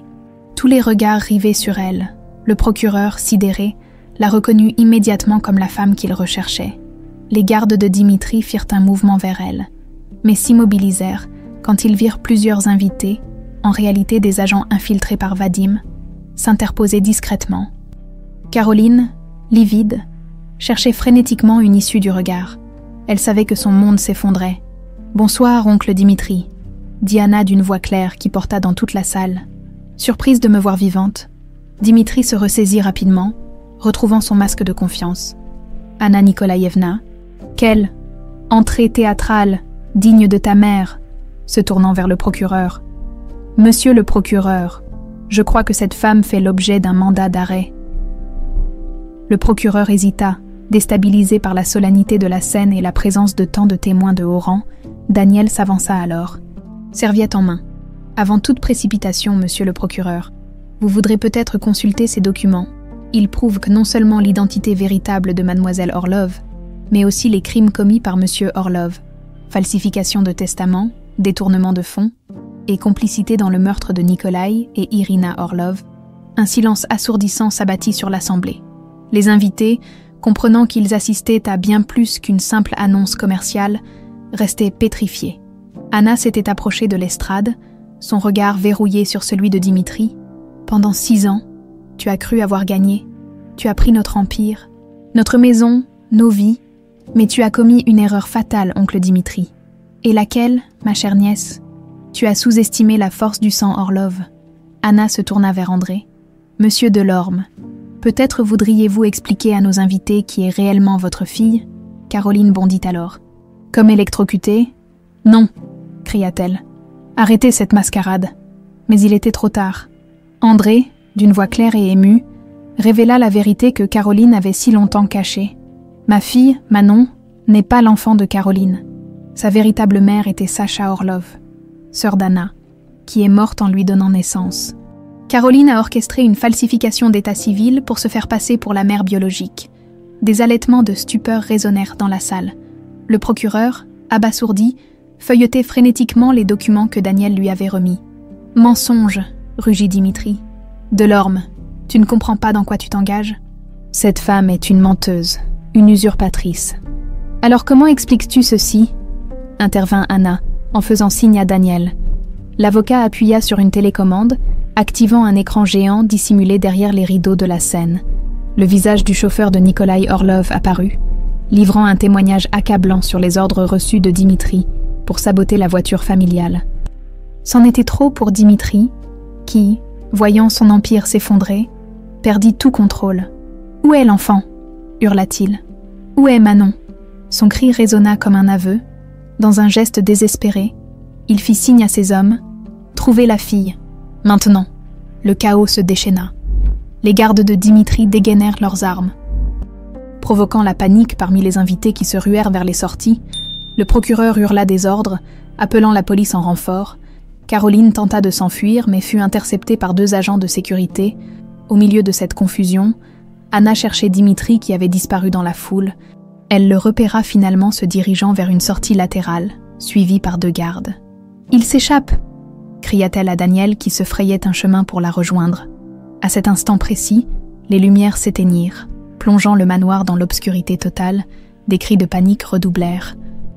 suivi du bruit de verres brisés et de coups de feu, quand les générateurs de secours s'activèrent quelques secondes plus tard, éclairant faiblement la scène chaotique. Anna comprit avec horreur que Dimitri avait préparé cette issue de secours, et pire encore, il avait réussi à s'échapper. L'aube se levait sur Lyon, baignant la ville d'une lumière pâle qui accentuait l'atmosphère surréaliste des événements de la nuit. Le manoir de l'Orme, encore cerné de voitures de police aux gyrophares silencieux, ressemblait à une scène de crime, ce qu'il était effectivement devenu. Dans le salon ravagé, André contemplait les débris de verre et les meubles renversés. Son visage marqué par l'épuisement et l'inquiétude, la révélation publique avait fonctionné au-delà de leurs espérances. Le procureur, confronté aux preuves irréfutables présentées par Daniel, avait immédiatement levé le mandat contre Anna et lancé un avis de recherche internationale contre Dimitri Orlov. Caroline, effondrée dans un fauteuil sous la surveillance d'un policier, n'était plus que l'ombre de la femme fière et manipulatrice qu'elle avait été. Son masque s'était définitivement brisé lorsque, acculée par les questions du procureur, elle avait fini par avouer son rôle dans la dissimulation de l'identité de Manon. Anna, qui venait de raccrocher son téléphone, s'approcha d'André, le visage tendu. Vadim ne répond pas. Peut-être dort-il encore, suggéra André sans conviction. Il est tôt. Vadim ne dort jamais quand il est en mission. Quelque chose ne va pas. Daniel, qui discutait avec un officier de police, les rejoignit. Les hommes qui escortaient Dimitri ont été identifiés quittant le pays par jet privé il y a 3 heures, direction Genève. Anna et André échangèrent un regard alarmé. Genève, à seulement quelques heures de route de la maison de campagne où se trouvait Manon. Nous devons y aller. Maintenant, déclara André en se dirigeant déjà vers la sortie. Le trajet fut un cauchemar d'angoisse silencieuse. André conduisait à une vitesse dangereuse sur les routes sinueuses menant au mont du Lyonnais, tandis qu'Anna tentait désespérément de joindre Vadim ou les autres gardes. « Toujours rien », murmura-t-elle, refusant de céder à la panique qui montait en elle.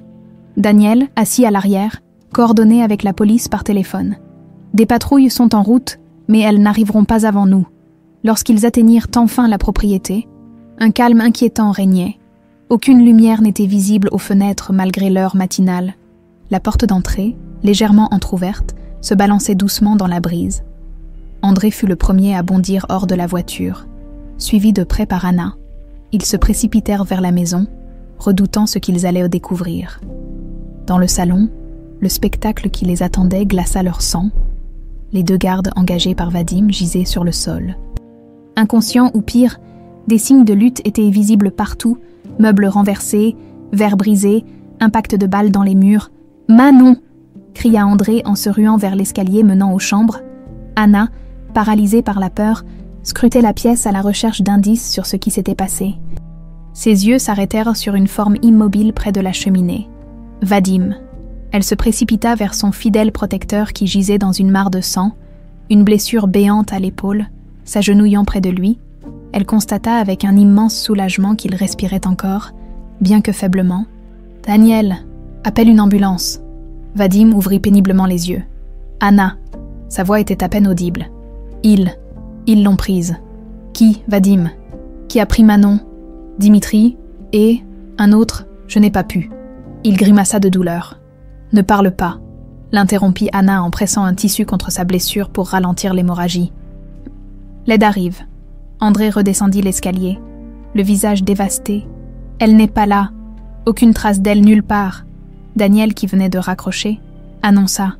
La police a repéré un hélicoptère non autorisé décollant d'un champ voisin il y a environ 1 heure. Ils l'ont suivi radar jusqu'à ce qu'il disparaisse près de la frontière suisse. C'est lui, murmura Anna. Il l'a enlevé. À cet instant, le téléphone d'André sonna, un numéro inconnu, avec appréhension. Il décrocha et mit le haut-parleur. De l'Orme. La voix rocailleuse de Dimitri était instantanément reconnaissable. « J'imagine que vous avez découvert notre petite visite. »« Où est ma fille, espèce de monstre ?» rugit André. « En sécurité. Pour l'instant, elle est remarquablement calme. D'ailleurs, digne héritière des Orlov. » Anna s'approcha du téléphone. « Si tu touches à un seul de ses cheveux, Dimitri, je te jure que... » « Des menaces, Anna Nikolaïevna. Tu n'es guère en position. Mais je suis un homme raisonnable. Je propose un échange. » « Quel échange ?» demanda André. s'efforçant de contenir sa rage. Simple. La fille contre les documents originaux et les témoins. Je veux les confessions du chauffeur et des autres témoins que vous avez réunis. Je veux tous les originaux des testaments et des preuves. Et je veux, Anna. Un silence horrifié suivit cette demande. Tu es fou, articula finalement Anna. La police internationale te recherche. Tu n'as nulle part où aller. Un rire sinistre résonna. Détrompe-toi. J'ai des amis dans des pays sans extradition. Mais toi, Anna, tu as le choix. Ta vie contre celle de la fille de ta sœur. N'est-ce pas ce pourquoi tu t'es battue toutes ces années pour protéger ce qui reste de ta famille? L'appel se termina abruptement, laissant les 3 adultes figés dans un silence glacial. « C'est un piège », déclara immédiatement Daniel. « Même si vous acceptez ces conditions, il ne libérera pas Manon. Il vous tuera toutes les deux. » Anna le savait, mais elle savait aussi que Dimitri ne bluffait pas. Il éliminerait Manon sans hésitation si cela servait ses intérêts. La petite fille était à la fois un atout précieux et une menace existentielle pour son contrôle sur l'Empire Orlov. Il faut gagner du temps, décida André. Faire croire que nous acceptons ces conditions pendant que la police le localise. Et s'il ne le trouve pas à temps, demanda Anna, la voix nouée par l'angoisse. Personne ne répondit à cette question terrifiante. L'ambulance arriva enfin, emmenant Vadim à l'hôpital le plus proche. Son état était critique mais stable. Avant de perdre conscience à nouveau, il avait révélé un détail crucial. L'un des ravisseurs avait mentionné un « rendez-vous à l'endroit où tout a commencé ». « Où tout a commencé ?» répéta Anna, cherchant désespérément à déchiffrer cette énigme. « Pour Dimitri, pour les Orlov, peut-être parle-t-il de l'endroit où Sacha est morte », suggéra André. « La clinique privée où Manon est née. » Daniel se redressa. « Ça a du sens. C'est là que l'histoire de Manon a commencé. C'est là que Caroline et Dimitri ont orchestré leur plan. 3 heures plus tard, leur voiture approchait d'une élégante bâtisse nichée dans les montagnes suisses, à l'écart des routes principales. La clinique des Alpages, autrefois réputée pour sa discrétion auprès d'une clientèle fortunée, avait fermé ses portes 2 ans auparavant suite à un scandale financier. Un autre indice que l'établissement avait probablement servi de façade à des activités douteuses. « Et c'est désert », remarqua Daniel en observant le bâtiment aux volets clos, parfait pour une embuscade. André, qui avait insisté pour venir malgré les risques, serrait dans sa main le médaillon qu'il avait acheté pour Sacha des années plus tôt. La boucle semblait se boucler tragiquement. « Je devrais y aller seule », déclara Anna. « C'est moi qu'il veut. »« Hors de question », répondit fermement Daniel. « Nous avons un plan. Les forces spéciales sont en position. Ils n'attendent que notre signal. Et si quelque chose tourne mal, si Manon est blessée dans l'opération, rien ne tournera mal, affirma André avec une détermination féroce. « Je ne perdrai pas ma fille, pas après avoir perdu sa mère dans ce même endroit. » Ils s'avancèrent vers la clinique, suivant scrupuleusement le plan établi avec les autorités. Anna entrerait la première, semblant se rendre comme convenu. André et Daniel resteraient à distance, servant de liaison avec les forces spéciales dissimulées dans les bois environnants. Alors qu'Anna s'apprêtait à franchir les portes délabrées de la clinique, Daniel la retint par le bras. « Sois prudente », murmura-t-il, ses yeux trahissant des émotions qu'il n'avait pas le temps d'exprimer. Anna acquiesça, touchée par son inquiétude.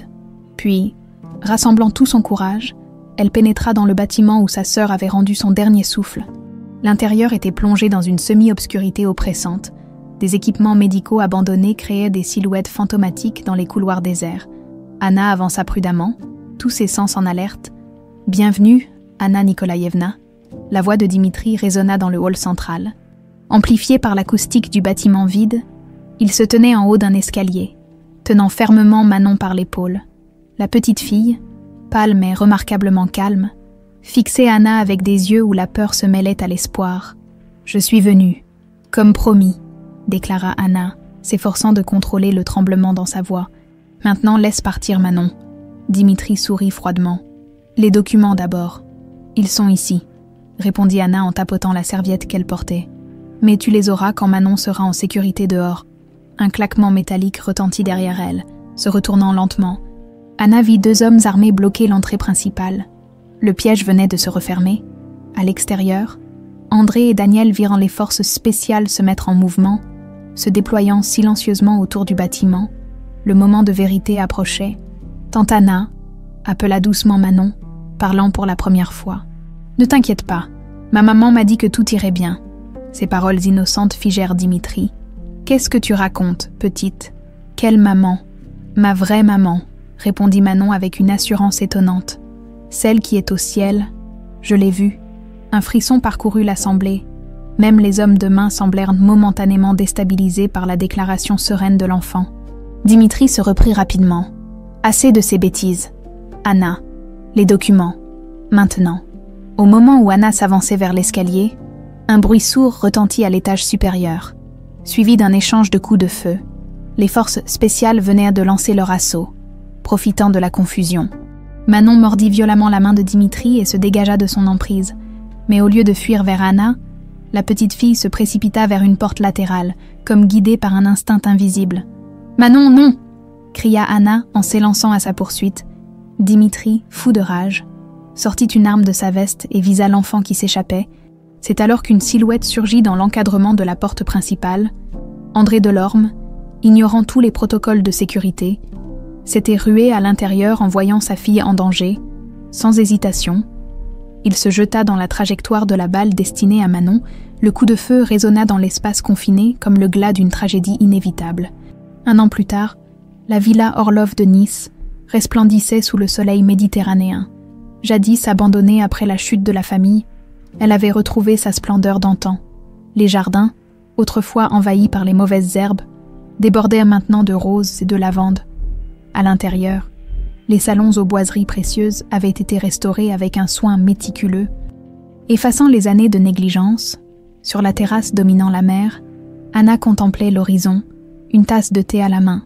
Les 12 derniers mois avaient transformé sa vie d'une façon qu'elle n'aurait jamais pu imaginer. « À quoi penses-tu » demanda Daniel en la rejoignant, posant délicatement sa main sur son épaule. Anna sourit, couvrant sa main de la sienne. La bague de fiançailles à son doigt captait la lumière du soleil. À tout le chemin parcouru, aux sacrifices qui nous ont menés ici, leur relation, née dans la tourmente, s'était épanouie dans les mois qui avaient suivi le drame de la clinique. Daniel, après avoir assuré la défense juridique d'Anna et orchestré la restitution de l'Empire Orlov, avait finalement avoué ses sentiments. Leur mariage était prévu pour l'automne. Manon est prête, s'enquit Anna. Presque. Elle insiste pour tresser des fleurs dans ses cheveux. Vadim l'aide, avec sa patience légendaire. Anna rit doucement à cette image. L'imposant ex-garde du corps, désormais directeur de la sécurité de la Fondation Sacha, aidant une petite fille de 7 ans à se coiffer pour une cérémonie, la Fondation Sacha, créée par Anna en mémoire de sa sœur, se consacrait à la protection des enfants victimes de conflits familiaux et d'abus de pouvoir. En 1 an, elle avait déjà aidé des dizaines de familles déchirées par des batailles juridiques similaires à celles qu'avait vécues Manon. « J'ai reçu des nouvelles de Caroline », annonça Daniel plus gravement. Sa demande de libération conditionnelle a été rejetée. Anna acquiesça silencieusement. Caroline purgeait une peine de 5 ans pour falsification d'état civil et complicité d'enlèvement. Sa confession complète, livée dans un moment de désespoir après la fusillade, avait scellé son sort judiciaire. Et Dimitri, toujours introuvable. Interpol continue de le traquer, mais il semble s'être volatilisé. Ses avoirs restent gelés dans le monde entier. Le souvenir de cette nuit fatidique à la clinique hantait encore leurs pensées. Lorsqu'André s'était jeté dans la trajectoire de la balle, le chaos s'était déchaîné. Les forces spéciales avaient investi le bâtiment de toutes parts, échangeant des tirs avec les hommes de Dimitri. Dans la confusion, l'oligarque avait réussi à s'échapper, abandonnant ses complices à leur sort. André, grièvement blessé à la poitrine, avait été transporté d'urgence à l'hôpital de Genève. Pendant 3 jours, il avait lutté entre la vie et la mort, Manon et Anna à son chevet, le matin du 4e jour. Sentant peut-être que la fin approchait, il avait demandé à être seul avec elle. « Manon », avait-il murmuré, sa voix à peine audible, « je veux que tu saches que ton père t'aime plus que tout au monde. » La petite fille avait serré sa main, des larmes silencieuses coulant sur ses joues. « J'ai quelque chose pour toi », avait-il poursuivi en faisant signe à Anna d'ouvrir le tiroir de la table de chevet. « Je l'avais acheté pour ta mère, il y a longtemps, à Saint-Pétersbourg. » Anna avait sorti le médaillon serti d'émeraude et l'avait placé dans la main tremblante d'André, qu'il avait tendu à sa fille. À l'intérieur, Il y a une photo de ta mère et moi, prise le jour où nous nous sommes rencontrés et aussi, il avait dû s'interrompre pour reprendre son souffle, une micro-carte mémoire avec toutes les preuves que j'ai rassemblées contre Dimitri, des copies de sécurité pour que justice soit rendue. Puis, tournant son regard vers Anna, prends soin d'elle. Elle est tout ce qui reste de Sacha, tout ce qui reste de bon en moi. André Delorme s'était éteint paisiblement cette nuit-là, rachetant par son sacrifice ultime les années d'indifférence et d'aveuglement. « Tante Anna, je suis prête. » La voix joyeuse de Manon ramena Anna au présent. La petite fille apparut sur la terrasse, dans une robe bleu ciel, ses cheveux bruns ornés d'une couronne de petites fleurs blanches. Autour de son cou brillait le médaillon d'André. « Tu es magnifique, Malishka !» s'émerveilla Anna en s'agenouillant pour l'embrasser. « J'ai mis le médaillon de papa !» expliqua Manon en le touchant délicatement. « Pour qu'il soit avec nous aujourd'hui. » Anna sentit son cœur se serrer. Malgré son jeune âge, Manon faisait preuve d'une compréhension profonde de la vie et de la mort, comme si les épreuves traversées l'avaient dotée d'une sagesse précoce. « Il est avec nous », confirma Anna. « Et ta maman aussi. » Manon sourit, ce sourire particulier qu'elle avait quand elle pensait à Sacha, un mélange de mélancolie et de sérénité mystérieuse. « Je sais, je la vois encore parfois, dans mes rêves. Elle me dit que nous sommes exactement où nous devons être. » Daniel et Anna échangèrent un regard ému. Ils avaient cessé de considérer ces visions comme de simples rêves d'enfants. Il y avait quelque chose de troublant dans la façon dont Manon décrivait sa mère disparue, avec des détails qu'elle n'aurait pas pu connaître. « Il est l'heure », annonça Daniel en consultant sa montre. « Les invités doivent déjà être arrivés. » Ils descendirent vers les jardins, où une petite cérémonie intime avait été organisée pour l'inauguration officielle de la Fondation Sacha. Une 50aine de personnes étaient réunies. Des proches, des partenaires du projet, quelques anciens employés fidèles de l'Empire Orlov, et Vadim, bien sûr, bien imposant dans son costume sur mesure, lorsqu'Anna monta sur l'estrade, tenant Manon par la main. Un silence respectueux s'installa, le vent léger agitait doucement les mèches qui s'échappèrent de son chignon élégant. « Merci à tous d'être venus aujourd'hui », commença-t-elle. « Cette journée marque non pas un aboutissement, mais un commencement. La Fondation Sacha n'est pas seulement un hommage à ma sœur bien-aimée, mais une promesse faite à tous les enfants pris au piège des luttes de pouvoir des adultes. » Elle poursuivit son discours, évoquant les projets concrets de la Fondation, les partenariats établis avec des organisations juridiques internationales, la mise en place d'un fonds d'aide d'urgence. Mais ses pensées dérivaient parfois vers le chemin parcouru depuis ce jour où elle avait franchi pour la première fois le seuil du manoir Delorme, déguisée en humble nounou, après la cérémonie, alors que les invités se dispersaient dans les jardins pour le cocktail. Anna se retira un moment dans la bibliothèque. Cette pièce, autrefois le refuge préféré de son père, avait été restaurée à l'identique, avec ses étagères en chêne massif et son globe terrestre ancien. Daniel l'y rejoignit, portant une enveloppe. « Le notaire vient de me remettre ceci.